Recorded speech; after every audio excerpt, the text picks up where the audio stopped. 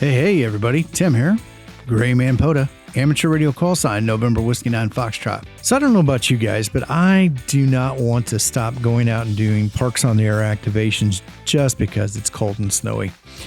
So I kind of stumbled across this by accident, but I actually I found a ice fishing shed, and I thought that might be an interesting thing to get and use to do POTA activations in inclement weather. So I ended up getting the Quickfish i2 from Eskimo ice fishing gear. Now the line of Quickfish actually has a Quickfish 2 and a 2i. There's a 3, a 3i, a 6, and a 6i. Now the I indicates that it's an insulated shed versus a non-insulated shed. Now both of them, or both styles, are good for inclement weather, just one being insulated. According to their product literature, it is about 35% warmer. Now currently at the time of this recording, the Quickfish 2i is actually on sale and is not too badly priced. Think that's a good investment to be able to get out and still go out and have fun and set up and do Parks on the Air activations.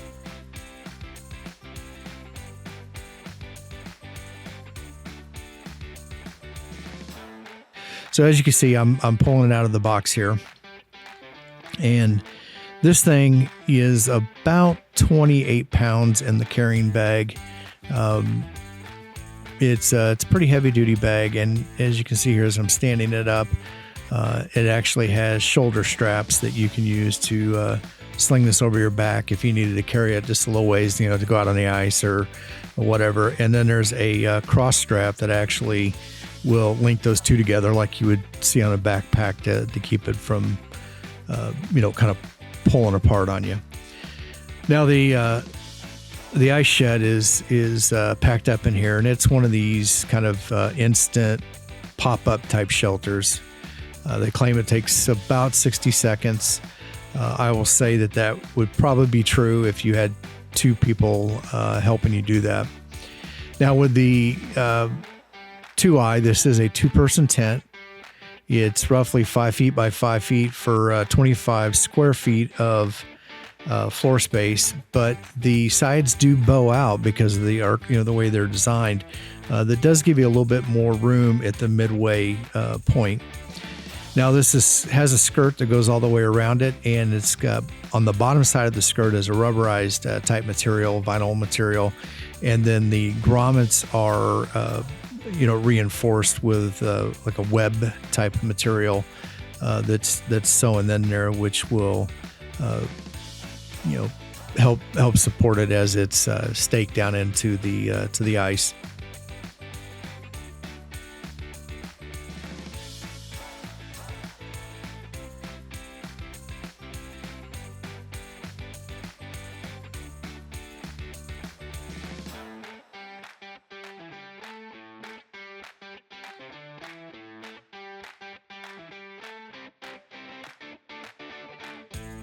I took the Velcro strap off, and it opens up.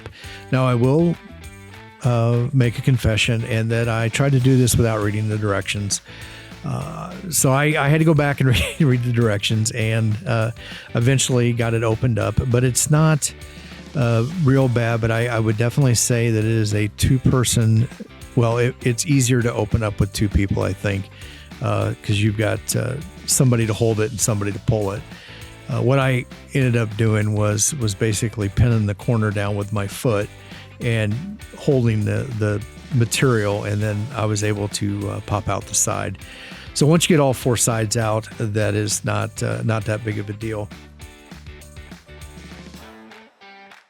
So some of the kind of the quick specs of the shelter is it's 60 inches setup length, 60 inches width, 67 inches tall, and so I'm 6'1". I was able to stand on the inside. When the roof is extended, I could stand on the inside without any issues. They say the fishable area, or the square footage, the floor space, is 25 square feet. Collapsible length is 45 inches. Collapsible width is 10.5 inches, and collapsible height is 10.5 inches. So not a huge thing, not any worse than any kind of other tent.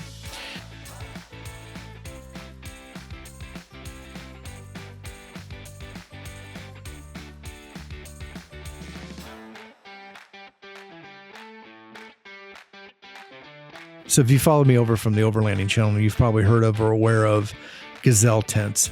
So the same parent company that makes Gazelle tents is also the parent company for the Eskimo ice fishing gear.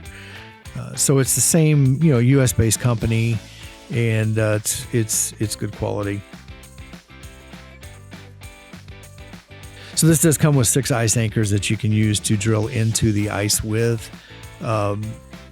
I don't know if that might be overkill for a park, but you could always get some of those 8 or 10 inch aluminum tent stakes from Walmart or Tractor Supply or one of those type places.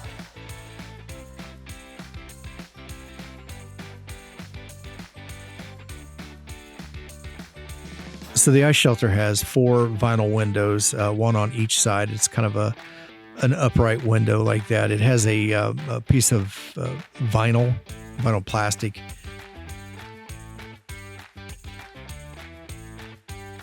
Now on the inside there is a flap that comes down that's secured with Velcro at the top, and then the window itself has a Velcro piece all the way around it so you can seal it on all sides.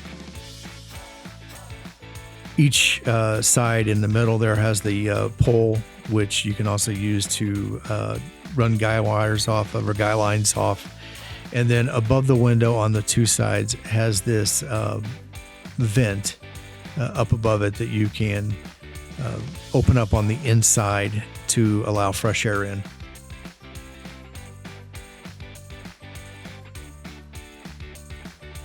So I'm going to use a buddy heater to heat this in the wintertime. And if you're going to use something like that, I would caution you to get some kind of a CO2 sensor. Now the buddy heater, or at least the newer ones, have a low oxygen sensor in there. And generally that's okay, but I want to make sure that I've got that extra, way to protect myself.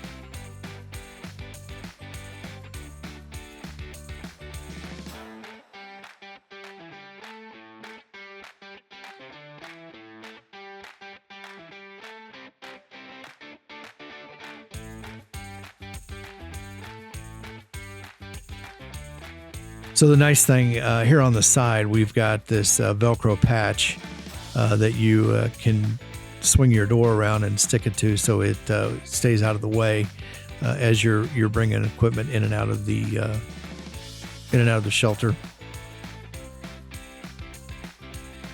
So here we are on the inside now, and as you can see, it's a dark inner material.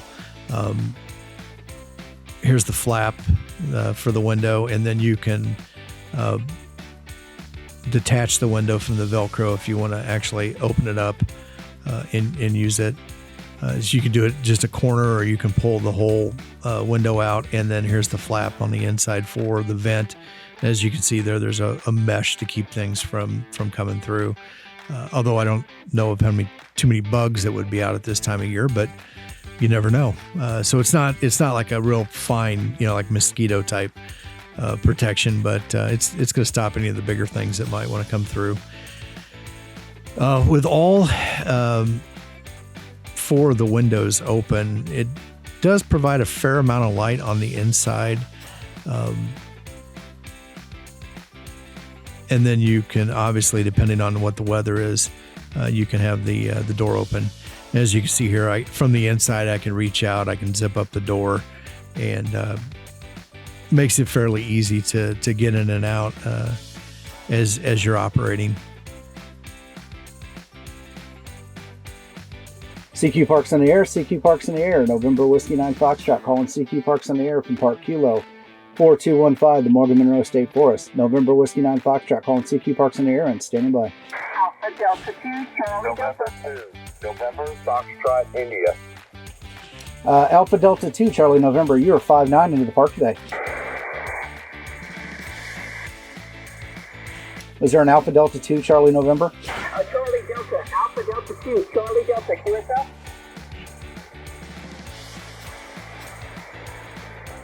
All right, I made the correction. Alpha Delta 2, Charlie Delta.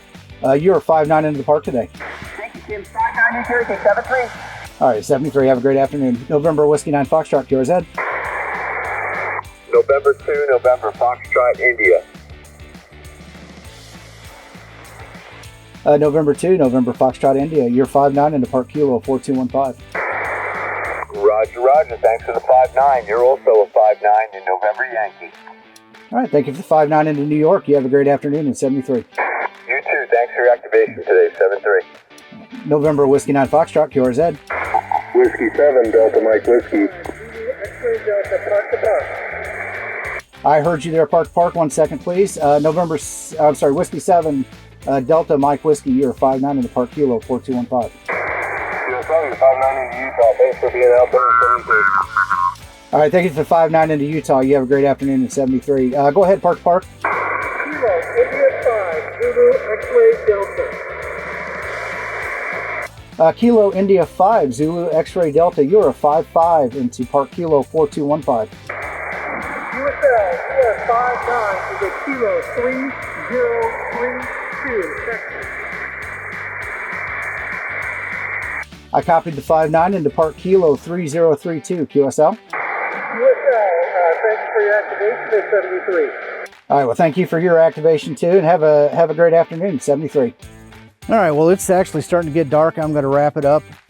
We were in the shed for about 30 minutes, 43 contacts in that period of time altogether. I'll put a map somewhere up here so you guys can see all the contacts. You know, it's definitely, this is something that I am glad I purchased.